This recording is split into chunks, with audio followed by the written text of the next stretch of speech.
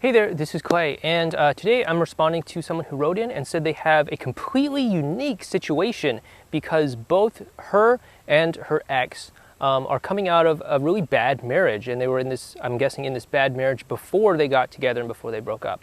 And she basically says that she has a completely unique situation that no one on the face of the earth has ever experienced before.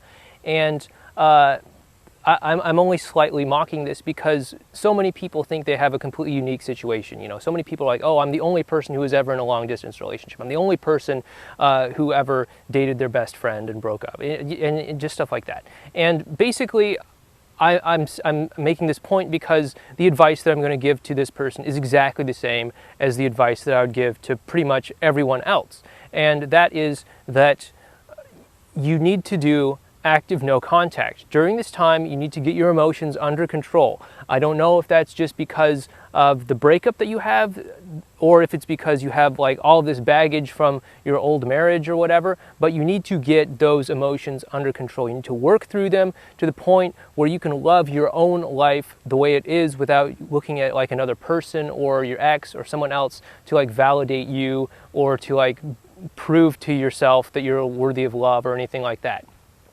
Then when you're done with that, you're going to follow the system that we lay out, and you're going to contact your ex, you're going to meet up with him, you're going to date him again, and then you're going to get back into a relationship with him. That is the exact advice that I'm going to give to you. It's outlined in extreme detail over at relationshipinnergame.com. And you know, a lot of people, they believe they have these completely unique situations. It's completely 100% unique because no one in the history of time has ever experienced this before. And you know, what I find amusing is that 99% of the times that's not the case at all. It's probably something I get emailed about at least 5 times a week. I guess what I'm really trying to say is try to see how your situation is the same, rather than looking for excuses about why it's different. Try to see what is applicable about what I'm telling you, about what I'm teaching you, that you can take and apply to your life and to your breakup, rather than just trying to find one tiny thing that doesn't fit in and just saying that none of it will work because, you know, both me and my ex, both of our first names started with the same letter. And, you know, therefore it's hard for us to get away from each other because in the high school yearbook, we're like right next to each other smiling all the time. And everyone thinks we're such a cute couple and we're inseparable. Or I don't know, just whatever, something like that. Just again, try to find something that is the same. Trying to find things that will work, things that you can apply from what I'm telling you to your situation, rather than looking for excuses about, you know, like why one tiny technicality is just going to blow everything out of the water. Because most of the time, it doesn't. Everything that I've been talking about on previous videos, you know, it applies to long distance relationships. It applies to people who are older. It applies to people who are younger. It applies to people where like one partner is older and the other one is younger.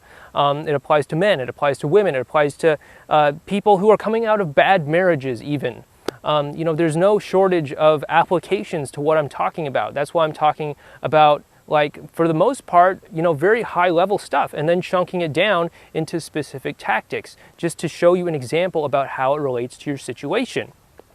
And my intention by teaching you this way is so that you can get the bigger idea, the bigger concept, and then sort of apply it using your own creativity to your own situation. And so again, try not to look at your situation as being like this completely unique thing that has never happened before, and that every piece of advice will not work because of that. Try to find the things that you can take from the advice that I'm giving out, or maybe that you're getting from other places, and try and see how those do apply to your situation. And it'll take you much further on the path towards reconciliation.